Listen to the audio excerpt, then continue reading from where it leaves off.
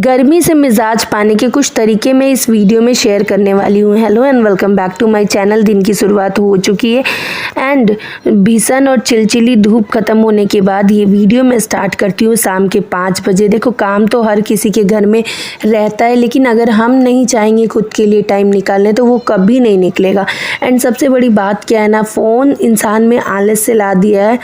सब लोग फ़ोन के पीछे पड़े रहते हैं एंड अपना जो क्वालिटी टाइम जहाँ स्पेंड करना चाहिए वहाँ नहीं करते। तो हम गर्मी से मिजाज पाने पहुँच जाते हैं सैंडर्स कंपाउंड पार्क। एंड इससे बेहतर कोई तरीका नहीं हो सकता है अपनी शाम को बिताने का और गर्मी से थोड़ा आराम पाने का। हालांकि बहुतों के घर में एसी रहता है, लेकिन जब हम एसी चला के कमरा बंद करके रहते हैं तो हम खुद डिप्रेशन का शिकार होने लग जाते हैं, क्योंकि कोई कमरा बंद करके कितना ही देर रह सकता है। एंड हाँ, एसी से तो पता ही है ग्लोबल वार्मिंग वगैरह भी होता है, तो जितना कम से कम यूज़ करें उतना बेटर है। पर फिर मैं यहाँ पे पहुँचती हूँ एंड इस आंटी से मैं 10 रुपये पर हेड का जो चिल्ड्रंस पार्क होता है उसका टिकट लगता है, तो वो मैं लेती हूँ। यहाँ पे एक बहुत ही गजब का इंसिडेंट हुआ।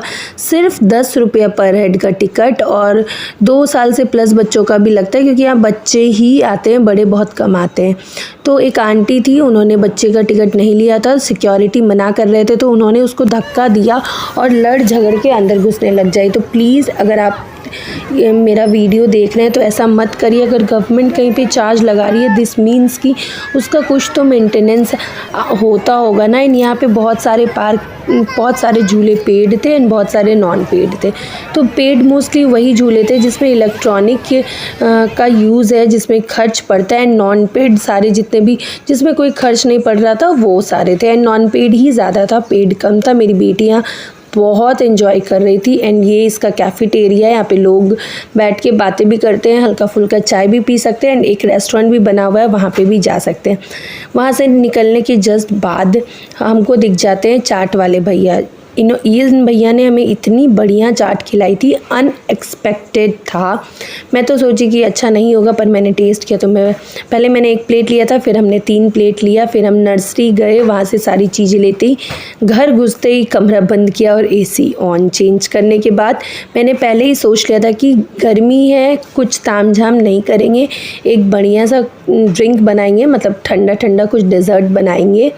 डेज़र्ट बोलो, बीवरेजेस बोलो, और एक 1 पॉट रेसिपी वाला डिनर बनाएंगे, क्योंकि गर्मी में नहीं है इतना हिम्मत भाई कि किचन में खड़े हुए इंसान 4 पकवान बना सकें। आप लोगों को भी मैं सजेस्ट करूँगी कि गर्मी का जो डिनर होता है वो जितना सिंपल रखो उतना अच्छा है, क्योंकि गर्मी में एक तो लाइट खाना भी चाहिए, एंड सेकेंडली नहीं है वुमेंस में इतना स्टेमिना कि वो गर्मी में आपके लिए खड़े होके बहुत सारे पकवान बना पाएगी। तो प्लीज़ आप भी मैनेज करना सीखो। जितने भी मेंस व्यूअर है या फिर मैन वुमेन छोड़ो, जो भी अपने घर में कुकिंग करते हैं वो सब ये चीज़ सीखे, क्योंकि गर्मी में नहीं हो पा रहा है तो उतना प्रेशर देने और लेने का कोई ज़रूरत नहीं है। यहाँ पे मैं कोल्ड कॉफ़ी बना रही थी, बहुत सिंपल तरीके से मैंने चीनी और कॉफ़ी को मिक्स करके बनाया था। अगर आपके पास ये फ्रॉस्टर नहीं है तो आप चम्मच से भी फेंट सकते हैं, अच्छा ही लगे, वो भी अच्छा होता है, बस थोड़ी मेहनत ज़्यादा लगती है।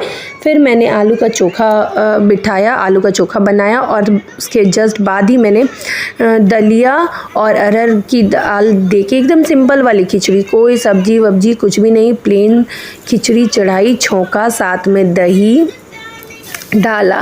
एंड सच बता रही हूँ, ये दिखने में बहुत सिंपल लग रहा है, पर खाने में उतना ही कंफर्टिंग था जितना कि आप मसाले वाले खाने नहीं खा पाओ। और जितने भी लोग होते हैं ना, जब एक दूसरे को सपोर्ट करेंगे तभी इन सब लोग खुश रह पाएंगे। ऐसा नहीं कि गर्मी है, नहीं तुमको कुकिंग करना ही है, 50 पकवान बनाने ही है। अरे वो सामने वाला भी इंसान है, जब आप आग के सामने नहीं खड़े रह सकते हो तो कोई भी नहीं खड़ा रह सकता है। तो किसी से एक्सपेक्ट करना बिल्कुल भी सही नहीं है। एंड हमारे घर पे तो ऐसा बिल्कुल नहीं है, हम लोग जो भी बनाते हैं सब खुशी खुशी खा लेते हैं, क्योंकि सबको पता है कि इतना गर्मी है, कोई कैसे ही क्या ही कर सकता है। एंड यहाँ पे देखो, मेरा एकदम मस्त वाला कॉफ़ी बन के तैयार हुआ था। मैंने इसमें कॉफ़ी का जो मात्रा होता है वो थोड़ा कम रखा था, क्योंकि ये बच्चे भी पीने वाले थे। एंड ये नेस्कैफ़े का गोल्ड है, ये बहुत स्ट्रॉन्ग होता है, अगर थोड़ा भी ज़्यादा देती तो कड़वापन आ जाता है। एंड बच्चे तो बोल रहे थे कि कॉफ़ी बहुत ही अच्छा और लजीज बना है, मुझे भी पसंद ही आया। और मैं बोलूँगी कि 70 रुपीज़ में एक नेस्कैफ़े का कोल्ड कॉफ़ी मिलता है, वो मेरा बच गया। एंड 100-150 रुपये तो खर्च हुए ही थे, मतलब 70 रुपीज़ पर हेड रहता तो 280 रुपीज़ का खर्चा मैंने 150 रुपये में निकाल लिया। एंड ये देखिए मेरा खिचड़ी चोखा दही बन के तैयार है। इसके बाद हमने मैंगो और आइसक्रीम भी खाई थी। तो अगर आपको मेरी वीडियोस, मेरा तरीका पसंद आ रहा है तो प्लीज़ लाइक शेयर सब्सक्राइब करना बिल्कुल ना भूलें और एक छोटा प्यारा सा कमेंट ज़रूर दें, क्योंकि आपका एक कमेंट करता है मुझे बहुत ज़्यादा मोटिवेट।